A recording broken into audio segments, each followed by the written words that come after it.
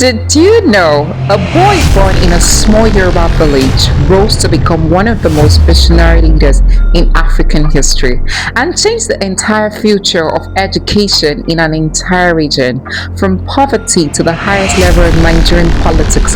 A man who didn't just enter leadership, he redefined what leadership could be. This is Obafemi Awolowo, the sage, born on 6th March 1909 in Ikene in present-day Ogun State. Jeremiah Obafemi Awolowo started life with nothing but hardship and determination.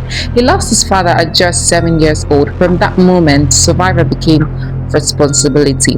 He worked as a teacher, a clerk, a trader, a journalist, but in every role, one thing remained constant: his hunger for knowledge. Preston. In the 1930s, while colonial Nigeria struggled under British rule, Awolowo was already thinking beyond survival. He joined the Nigerian youth movement and began shaping political thoughts in the Western Nigeria. But ambition alone was not enough. In 1944, he left for London to study law at the University of London, and that journey changed everything. While in London in 1945, he founded Egbe Omodudua, a movement built to awaken cultural pride, unity, and political awareness among the Yoruba people. It was not just organization, it was identity being reclaimed. He returned to Nigeria in 1947 as a lawyer, but more importantly, as an ideologist.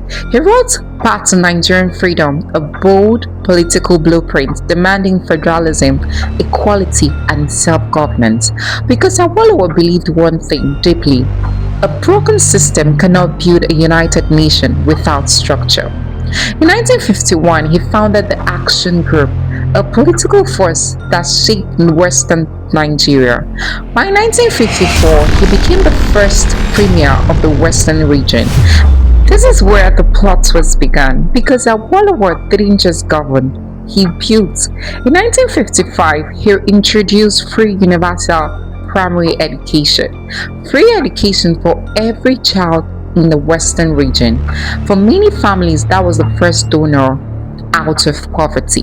He didn't stop there. Free healthcare for children, agricultural reform, economic planning, infrastructure development, and in 1959 he launched something revolutionary: the first television station in Africa, Western Nigerian television. Africa had never seen anything like it. While others debated the future, Awolowo was building it. By 1960, Nigeria gained independence, and Awolowo stood as one of the architects of the transition. But politics in the new nation was never stable. He became leader of opposition, later Federal Commissioner for Finance during the Civil War, a period that tested Nigerians' unity like never before. Through war, crisis, and division, he remained focused on structure, economy, and survival of the nation.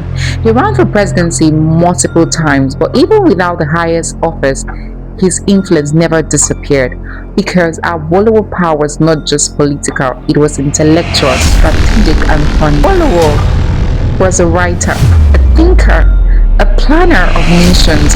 He believed leadership was not about power, it was about responsibility. He passed away on 9th May 1987 at the age of 78, but his ideas did not die. The Western region he transformed became proof that education changes destiny. The institutions he built still stand today. Obafemi Awolowo didn't just participate in history, he engineered it. I tell the stories all the time. Do like, comment, and share your thoughts.